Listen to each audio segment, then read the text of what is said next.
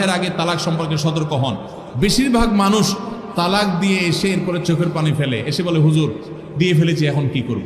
আপনি যদি 3টা তালাক দিয়ে শেষ করে থাকেন তাহলে সেক্ষেত্রে আপনার স্ত্রীর সাথে আপনার সংসার করার সুযোগ যদি নষ্ট করেন, গোটা পৃথিবীর সব হুজুর একসাথে হয়ে মক্কা মদিনার ইমাম সাহেব যদি একসাথে হন, আপনাকে আপনার স্ত্রীর সাথে সংসার করার সুযোগ দিতে পারেন না। কারণ ব্যাপারটা হলো ছুরি মারার মতো। আমার পেটে ছুরি মেরে দিলেন, এরপর আপনি জিহ্বা কামড়াচ্ছেন, আফসোস করছেন।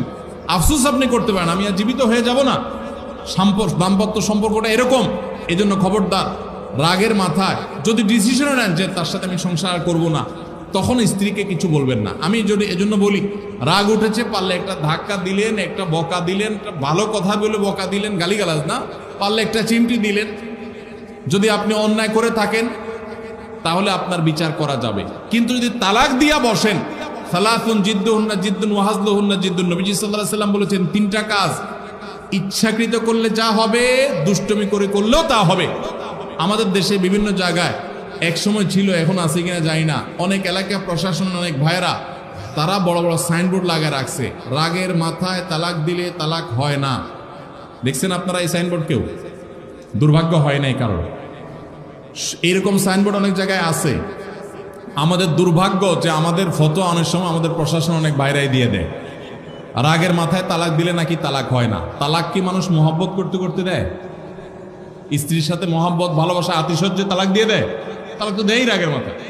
তবে শরীয়ত বলে রাগের মাথায় আপনি ব্যালেন্স হারিয়ে তালাক দিয়ে পরে আফসোস যেন করতে না হয়, এই জন্য আপনাকে সবর করতে হবে। তালাক দেওয়ার ডিসিশন নিয়েছেন, স্ত্রীর একটা মাসিক পার হওয়ার পর্যন্ত অপেক্ষা করতে হবে। আসলো আর মুখ দিয়ে তালাক বলে দিলেন, জি না।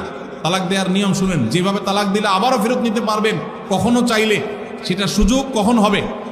আপনি সিদ্ধান্ত নিচ্ছেন না আর একসাথে আমরা থাকবো না, ওকে ফাইন, পরামর্শ করছেন বন্ধু বান্ধব, বিচক্ষণ মুরব্বী, আলেম ওলামা, লয়ার সবার সাথে, তাহলে এবার আপনাকে অপেক্ষা করতে হবে। সিদ্ধান্ত নিলেন আজকে আর কালকে তালাক দিবেন, জি না, অপেক্ষা করতে হবে একটা মাসিকের। মাসিক পার হবে, এরপরে পবিত্রতা আসবে, সেই পবিত্রতার পিরিয়ডে শারীরিক কোনো সম্পর্ক হওয়ার আগে আপনাকে তালাক দিতে হবে। এটা হলো তালাকুস সুন্নাহ। এভাবে শরীয়ত তালাক দেওয়ার নির্দেশ, যদি দিতে হয় এভাবে দিতে হবে। কেন শরীয়ত এতগুলো স্টেপ অবলম্বন করছে জানেন? কারণ শরীয়ত এনশিওর করতে চায় আপনার তালাকটা খুব বিচক্ষণতার সাথে, বুদ্ধিদীপ্তভাবে, সুচিন্তিতভাবে হয়েছে, ঠান্ডা মাথায় হয়েছে, বুঝে শুনে হয়েছে। আপনি এটা অ্যাবনর্মাল হয়ে মেজাজ হারিয়ে আপনি মাথা গরম করে দিয়ে ফেলেননি। এটা নিশ্চিত করবার জন্য এতগুলো সময়, এতগুলো স্টেপ নিয়েছে যে একটা মাসিকের পিরিয়ড পার হওয়ার পরও স্বামী স্ত্রী একে অন্যের প্রতি যথেষ্ট আকৃষ্ট হওয়ার কারণ থাকা সত্ত্বেও